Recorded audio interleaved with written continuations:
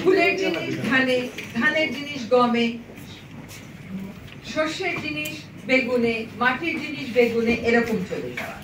ফলে যেই জিনিসের জিন যেটা নয় সেই জিনিস ইনসার্ট করে দেয়া, ঢুকিয়ে দেয়া, যাতে করে এর মধ্যে আপনি ওই জিনিসের বৈশিষ্ট্য দেখতে পান। শুধুমাত্র একটা উদাহরণের জন্য বলছি, আমাদের যে বিচি বেগুন করা হয়েছে জেনেটিক্যালি মডিফাই, সেখানে মাটির থেকে একটা জিন ঢুকিয়ে দেওয়া হয়েছে।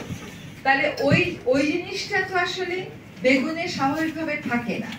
ফলে এইটার বিক্রিয়া প্রতিক্রিয়া বেগুনে কি হবে এবং সেই বেগুন যখন আপনি নেবেন তখন আপনার কি হবে, এটা সুনির্দিষ্ট করে বিজ্ঞান বলতে পারে না। এখানে বিজ্ঞানীরা বিভক্ত।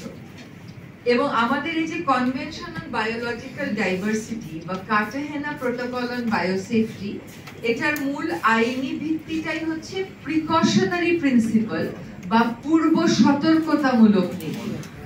কারণ যদি বিজ্ঞানীরা বিভক্ত থাকে আর আপনি বিপদযুক্ত জিনিসের পক্ষে হ্যাঁ বলে ফেলেন, তারপরে সেই বিপদ যদি ঘটে যায়, সেই বিপদকে সামলানো আপনার পক্ষে অসম্ভব হয়ে যেতে পারে।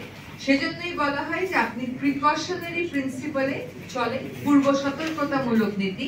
বিজ্ঞান যদি বিভক্ত থাকে আপনি নায়ের দিকে যান, কারণ হ্যাঁ দিকে চলে যাওয়ার বাজি যদি আপনি ধরে ফেলেন তাহলে ক্ষতিটা অপূরণীয় হয়ে যেতে পারে।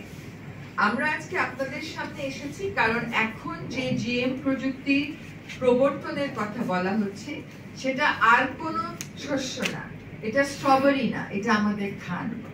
যেহেতু এটা ধানের বিষয়, যেহেতু এটা বেগুনের বিষয়, আমরা গত 3 দিনে এই রুমে যারা আছি তাদের মধ্যে প্রত্যেকেই তো ভাত খেয়েছি। তাদের মধ্যে 3 দিনের মধ্যে নিশ্চয়ই আমরা বেগুন খেয়েছি, একবার না একবার হলেও 3 দিনের মধ্যে আমাদের বেগুন খাওয়া পড়েছে। তো এই জিনিসগুলো যদি জেনেটিক্যালি মডিফাইড হয় তাহলে আপনি নিবেন কি নিবেন না, এটার ব্যাপারে বাংলাদেশের কৃষকের কি অভিমত, তাদেরকে আদৌ জিজ্ঞেস করা হয়েছে কিনা, এই বীজের উপর কৃষকের নিয়ন্ত্রণ থাকবে কিনা, এই ব্যাপারে ফরিদা আপা আপনাদেরকে পুরোপুরি বলবেন। আরেকটা ছোট্ট কথা বলে আমি আমার প্রারম্ভিক বক্তব্য শেষ করছি। আপনারা 2003-4 নাগাদ হয়তো এই রুমে উপস্থিত অনেকেই ম্যাড কাউ ডিজিজের কথা শুনেছেন, যেটা যুক্তরাজ্যে হয়েছিল। এবং তারপর কিন্তু ইউরোপিয়ান ইউনিয়ন প্রায় 5 বছর জিএম এর উপরে নিষেধাজ্ঞা রেখেছিল। পরে মার্কিন যুক্তরাষ্ট্র তাদেরকে মামলার ভয় দেখায় যে বিশ্ব বাণিজ্য সংস্থায় গিয়ে মামলা করে দেব। তখন ইউরোপিয়ান ইউনিয়ন যদিও জেনেটিক্যালি মডিফাইড জিনিসের উপরে যে নিষেধাজ্ঞাটা তুলে নিয়েছিল, কিন্তু ওরা কিন্তু ম্যান্ডেটরি বা বাধ্যতামূলক করে দিয়েছে যে ওদের অনেক বয়মে দেখবেন মে কন্টেইন জিএমও, মানে এর মধ্যে জিএমও থাকতে পারে, যে আপনি খাবেন কি না খাবেন ওটা আপনার ব্যাপার। আবার অর্গানিক খাওয়াগুলো ওরা বিক্রি করে স্ট্যাম্প দিয়ে যে জিএমও ফ্রি।